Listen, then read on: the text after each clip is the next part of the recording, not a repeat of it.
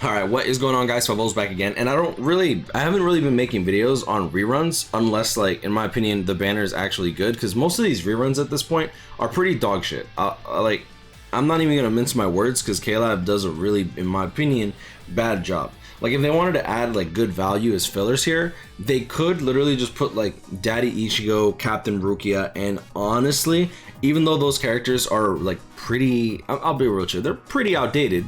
You can make use of them in other content instead of just like, you know, they just deal damage, right? Like, you're not gonna see Ryukin, Lile Baro, Gremmy, Baz B, or even this Uryu really doing anything in very hard GQ, which is kind of like the hardest content in the game.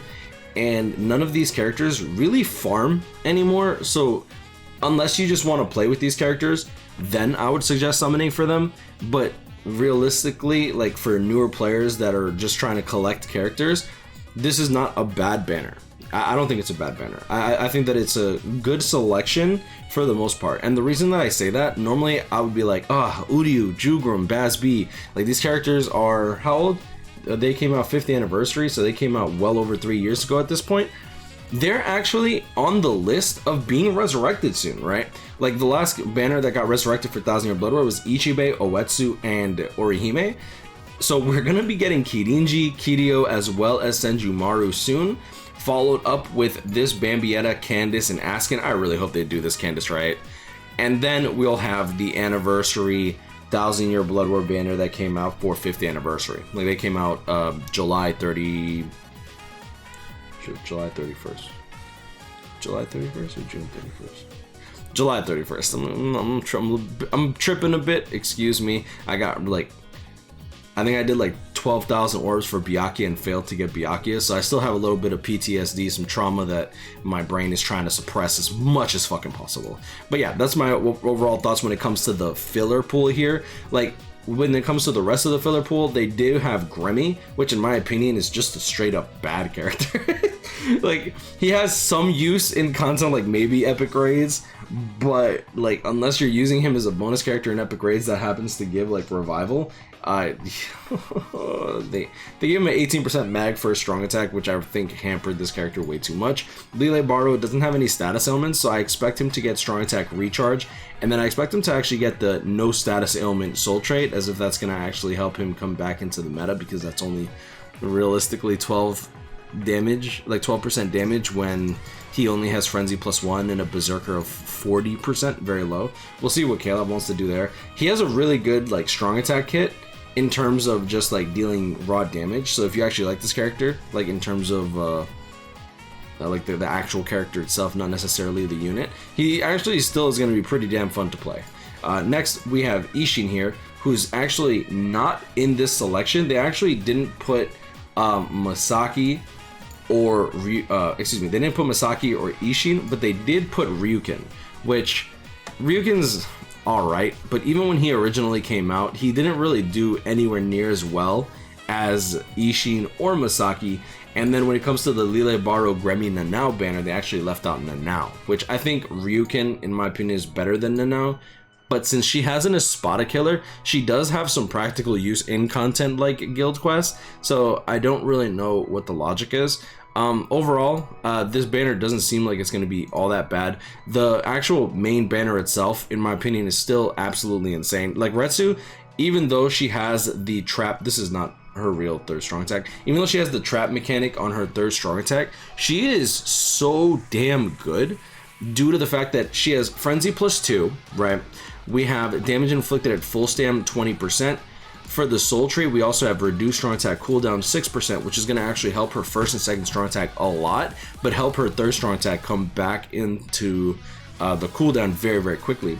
She has Sprinter +2. She recovers stamina, so that way, even though she doesn't have a way to build up her HP, she at the very least can get her full stamina damage boost if you need that. But where she comes in really clutch is the fact that with her Frenzy +2, she has status element spiritual pressure boost 80%, which that multiplier with the Frenzy +2 is just actually insane. And then if that wasn't enough, she has Rampage +2. So even if you lose your full stamina damage boost, and even if you lose your status element spiritual pressure boost, and you for some reason never proc weaken again in your life during that run anyways, She still has Frenzy +2 and then the Rampage +2 by the time you reach like the second or third room, like halfway through the second room or the third room, she's gonna have plus 100% damage in Rampage. She's nuts. Like, she's actually legit nuts, which I personally love this character. Giving her, like, at 1 out of 5, giving this character spiritual pressure as well as focus, like, gives her the amount of damage as a 5 out of 5 unit that has, like, roughly, like, T10, T15 stats. Which, in my opinion, for a 1 out of 5 character, that's actually really good. She also has dual soul traits, which I still don't know how I feel about this, because when she gets resurrected, are they going to give her a third soul trait? Are they going to enhance the strong attack damage or enhance the strong attack recharge? I don't quite know. Honestly, because they could have just given her strong attack recharge as a skill. It's like, oh, but she has so many skills already. They could have given it to her and as an 8th skill. Like, there's characters with Gauge with like 17 skills at this point. Like, how many skills does Nini have, bro? I believe it was Nini. Let's check this out. Well, she has so many skills already. Like, have y'all seen Nini? 1, 2, 3, 4, 5, 6, 7, 8, 9, 10, 11, 12, 13, 14, and then she gets Frenzy +1 in her Gauge skill, Berserker 100% in her Gauge skill. Okay, I thought she got 3 skills, bro. I'm not even gonna lie. Oh, she gets the Gauge recharge from that Gauge Rampage. This is still so weird to me. I don't personally understand how it works, Abarocha. I never pulled her, and I only played with her like a handful of times, literally when I did my showcases for her. She's pretty fun. My only issue is that since she has like Frenzy +1, Berserker 40%, if you don't hit that Gauge, bro, it can get a bit rough because she doesn't have Spiritual Pressure boost. Yeah, she doesn't have Spiritual Pressure boost or anything like that. Damage inflicted at full stand, Berserker 40%, and then Frenzy +1. Locking her Frenzy +2 behind Gauge, in my opinion, was kind of a bad idea. Alright, but yeah, that's pretty much overall the banner. Oh wait, I haven't talked about Chojiro. Sorry, I like Yachiru a little too much. Yeah, going into Chojiro, he's just an overall good character. We have Super Link Stop Potions. Do you not have Super Link Stop Potions? I could have swore you had... Never mind, he has Speed Droplets and Speed Link Stop Potions, but he also gives increased special move damage, which is really, really good for epic raid farming. Speed Droplet drop plus 30% as a link, so at the very least he's always going to be a like relatively good link to get. And as Caleb eventually like buffs the drop rate for droplets, his like these droplet drop plus 30% links are only going to get better. Strong attack recharge, we have increased status element chance against speed attribute enemies, damage to paralyzed enemies 40%, and then you also have technique attribute soul reaper damage to status element affected enemies plus 40%.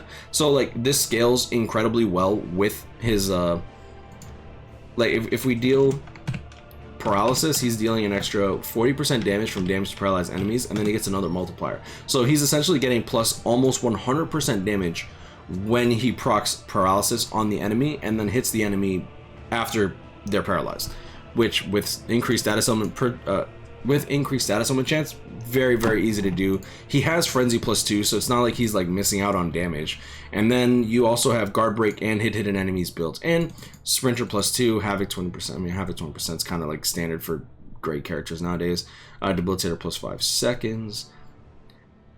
Yeah, no, he's just an overall good character. I didn't even bring up Yamamoto. Honestly, I'll be real, child. I don't really care too much for Brave Battles. I stay in 7th, 6th seat. He's obviously like the last great PvP character that I can remember. I don't think they come out with another Brave Battle character designed specifically for Brave Battles that murders everything. It's still such a weird thing.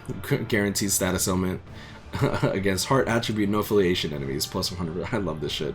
Guaranteed status element infliction against Yuha Baha in Brave Battles. I